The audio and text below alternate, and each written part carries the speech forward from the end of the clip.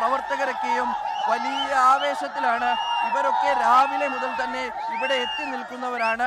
വിജയുടെ ഒരു സിനിമ ഇറങ്ങുമ്പോൾ എങ്ങനെയാണ് അതുപോലെ തന്നെയാണ് ഇവർ ഈ ഒരു യാത്രയുടെ തുടക്കത്തെയും കാണുന്നത്. ഈ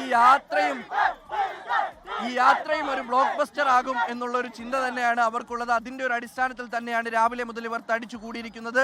അങ്ങനെ ഇന്ന് 3 സ്ഥലങ്ങളിലാണ് വിജയ് റാലി നടത്തുക. വൈകിട്ട് വരെ നീണ്ടു നിൽക്കുന്നുണ്ട്. ശനിയാഴ്ചകളിൽ മാത്രം നീണ്ടു നിൽക്കുന്ന 92 ദിവസം നീണ്ടു നിൽക്കുന്ന യാത്രയാണ് ഇത്. മധുരയിലാണ് സമാപിക്കുക, അതും ഡിസംബർ 20-ന്. അവർ ഈ ഉറക്കെ വിളിച്ചു പറയുന്നത് 2026-ലെ മുഖ്യമന്ത്രി വിജയ് ആയിരിക്കും എന്നുള്ളതാണ്. തീർച്ചയായിട്ടും അത് തന്നെയാണ് വിജയുടെ ലക്ഷ്യം. ഒറ്റയ്ക്കിറങ്ങുകയാണ് വിജയ്. വിജയുടെ ഭാഷയിൽ പറഞ്ഞാൽ സിംഹം ഒറ്റയ്ക്ക് മാത്രമാണ് വേട്ടയാടാൻ ഇറങ്ങാറുള്ളത്. അത്തരത്തിലാണ് താനും ഇറങ്ങിയിരിക്കുന്നത്. അതിന് ജനങ്ങളുടെ പിന്തുണ ഉണ്ടാകുമെന്ന് അദ്ദേഹം ഉറച്ചു വിശ്വസിക്കുന്നു. ആ പിന്തുണ വർദ്ധിപ്പിക്കാൻ കൂടുതൽ വിഭാഗങ്ങളിലേക്ക് ഇറങ്ങിച്ചെല്ലുക, ഇതൊക്കെ തന്നെയാണ് വിജയുടെ പ്രധാന ലക്ഷ്യവും.